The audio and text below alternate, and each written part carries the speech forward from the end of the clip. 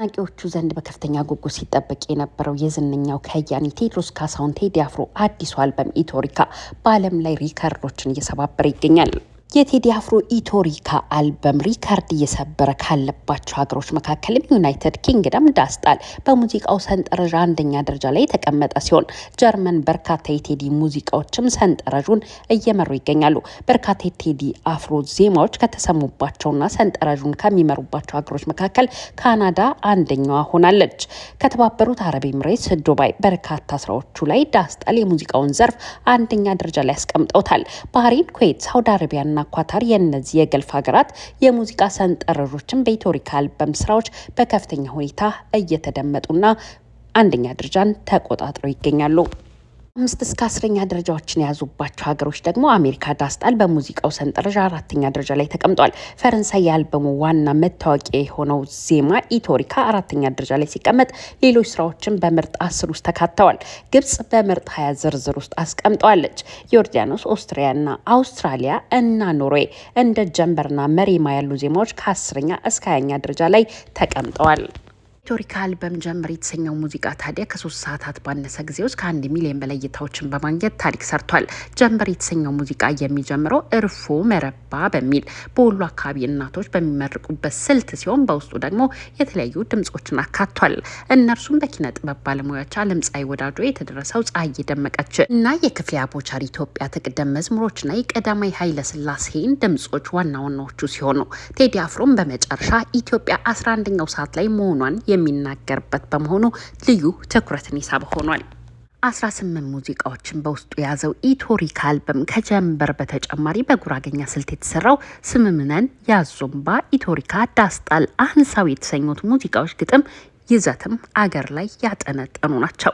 የቴዲ አፍሮ አልበም ልክ በተለቀቀ አፍታ በመቶ ሺዎች የሚቆጠሩ ተከታታዮች በቀጥታ ስርጭት የተከታተሉ ሲሆን አልበሙ ሙሉ ተደምጦ እስከሚያልቅ ድረስም ሰብስክራይብ ያደረጉ ሰዎች ቁጥር በመቶ ሺዎች በፍጥነት ጨምሮ ቢያንስ ይህ ዘገባ እስከተጠናቀረበት ድረስ 1,750,000 ደርሰዋል።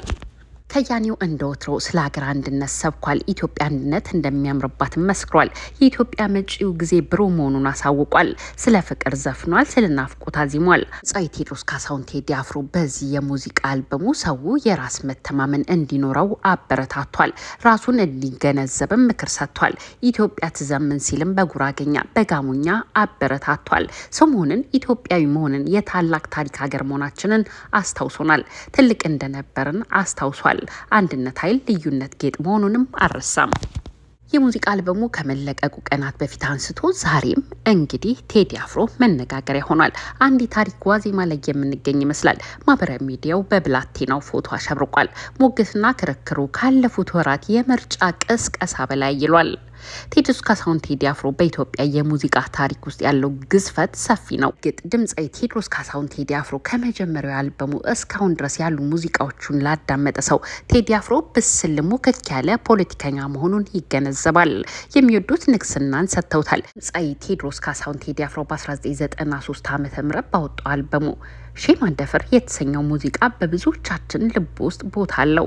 ድምፃዊ ቴዎድሮስ ካሳሁን ቴዲ አፍሮ ከአብዮቱ መልስ ያለችው ኢትዮጵያ የብሔር ግንባታ ሂደት በወጉ አልወከለኝም የሚለው የህብረተሰብ ክፍል ሰንደቅ ነው። ለዚህም ነው አዲስ ንጉስ እንጂ ለውጥ መቼ መጣ አቦጊዳ እስከ ያስተሰርያል ድረስ ርዕዮተ ዓለማዊ ልዩነትን በሙዚቃዎቹ አንስቷል። ኢህአዴግን ሲያጣጥል ጉራ ብቻ ሰንበሬ ሲል ተሳልቋል። ብላቴናው በ2010 ዓ.ም ግን ተስፋ ሰንቆ ነበረ። ቢያንስ እሱና እሱን የመሰለው የህብረተሰብ ክፍል የኢትዮጵያ ፖለቲካ አካል እንደሚሆን ጠቅላይ ሚኒስትሩ ወደ ስልጣን ሲመጡ እንኳን ደስ ያለን ማለቱ፣ ሚሊኒየም አዳራሽ ተገኝቶ በጠቅላይ ሚኒስትር አብይ አህመድና በፕሬዝዳንት ኢሳያስ አፈወርቂ ፊት መናገሩ ሁሉ ምስክር ወረቀታችን ነው። ይሁን እንጂ ብዙ አልተጓዘም። ከ3 ዓመታት በኋላ ከስርዓቱ ጋር ያለውን ልዩነት በአደባባይ ያሳወቀ። ለዚህም አንድ ሙዚቃ አንካቹ አለ። ትናንትም እንደ ጀንበር እያዩት ካይኔ ይርቃል፣ ኢትዮጵያ እንድትመጪ ስንት ቀን ይቀራል ሲል ኢትዮጵያ እንደናፈቀችው አዜመ። እዚህ ላይ ርዕዮተ ዓለማዊ ተቃርኖን ለመረዳት ሩቅ መሄድ ሳይኖርብን ወቅታዊን የመንግስት አቋም ብቻ እናስታውስ። ዛሬ ብልጽግና ፓርቲ ኢትዮጵያ መቃብሯን ፈንቅላለች፣ ተነስታለች ብሎ ያምናል። ቴዎድሮስ ካሳሁን ግን በዚያ አያምንም። የሚናፍቃት ኢትዮጵያ ገና እየጠበቃት ነው። የአፍሮ በ2013 ዓ.ም በአደባባይ ኢትዮጵያ አልመጣችም እየመጣች አይደለም ካለ በኋላ በዛው አልጠፋም። ካለፈው የጠነከረ ትችት አዝሎ ዳግም ከ1 ዓመት በኋላ ተከሰተ። ናሆት በተሰኘው ስራው ብዙዎቹ ስርዓቱን ነው ባሉበት ስንኞቹ እንዲህ አለ። ቂምን ሻረውና ወይ ፍቅርን አንግሰው ሁለቱን አያውቅም አንድ ነው አንድ ሰው። ነጠላ ዜማ በወቅቱ መነጋገሪያ የነበረና ለፖለቲካ ሰዎችም ራስ ምታት እንደነበረ አይዘነጋም። ቴዲ አፍሮ ለደጋፊዎቹ ግለሰብ አይደለም፣ ጊዜ የማያደበዘው ምልክት እንጂ ያለመውደቅ ምልክት፣ የተስፋ ምልክት፣ ያለመለወጥ ምልክት። እርሱም ቢሆን ላይከዳቸው ለራሱ ቃል የገባ ይመስላል። ድምፃዊ ቴዎድሮስ ካሳሁን ቴዲ አፍሮ በዚህ ኢትዮሪካ በተሰኘው አዲሱ አልበም ውስጥ በመካከለኛው ምስራቅ በረሃዎች ተበትነው ጉልበትና እድሜያቸውን ገብረው ለተሻለ ህይወት የሚኳትኑ ኢትዮጵያውያን እህቶቻችንን በዜማው ዳብሷል። በዚህ አልበሙ አሳዘንሺ መሪማ፣ ስንት አለ በሆድሽ መሪማ እያለ ያልተዘመረላቸው ስደተኞችን ውጣ ውረድ በራሳቸው ጫማ ቆሞ ተረድቷል። ድምፃዊ ለኢትዮጵያውያንና ጥንታዊቷ ኢትዮጵያ ያለውን ክብር የገለጸበትና የዶርዜ ማህበረሰብን ያነሳበት ትራክም አካቷል። ትንታጎ የሚለው ቃል በቀጥታ ዶርዜ ብሔረሰብን የሚገልጽ ሲሆን ጥንት ቀደምት በሽመና ጥበብ ስራ የመጀመሪያዎቹ ትንታግ ፈጣሪና አስተማሪ ብሔረሰቦች መሆናቸውን የሚገልጽ ነው። በዚህ ዘፈን ግጥም ስር ዳንጋርሳ የሚለው ቃል በቀጥታ ለዶርዜ ብሔር የወጣ ዘፈን ነው። ዳንጋርሳ ማለት ዝሆን ሲሆን ይህም በዶርዜ ብሔር ግዙፍና ታላቅ ቀደምት ህዝብ መሆናቸውን የሚገልጽ ነው። ዶርዜ ብሔረሰብ መኖሪያ ቤቱን ጭምር ሲሰራ በዝሆን ቅርጽ እንደሆነ ይታወቃል። ቴዲ አፍሮ ብዙውን ጊዜ ስራዎቹን ከታሪክ ከፍቅርና ከወቅታዊ ጉዳዮች ጋር አቆራኝቶ እንደሚሰራ ይታወቃል።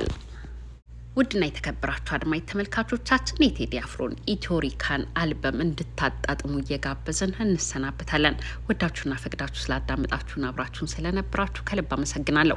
ለቤታችን አዲስ ከሆናችሁ ሰብስክራይብ፣ ላይክና ሼር በማድረግ ቤተሰብ እንድትሆኑን በትህትና በመጠየቅ እሰናበታለሁ። ሰላም ለሰው ልጆች ሁሉ ይሁን። ሰላም ለኢትዮጵያ። መልካም ጊዜ እመኛለሁ። ሻሎም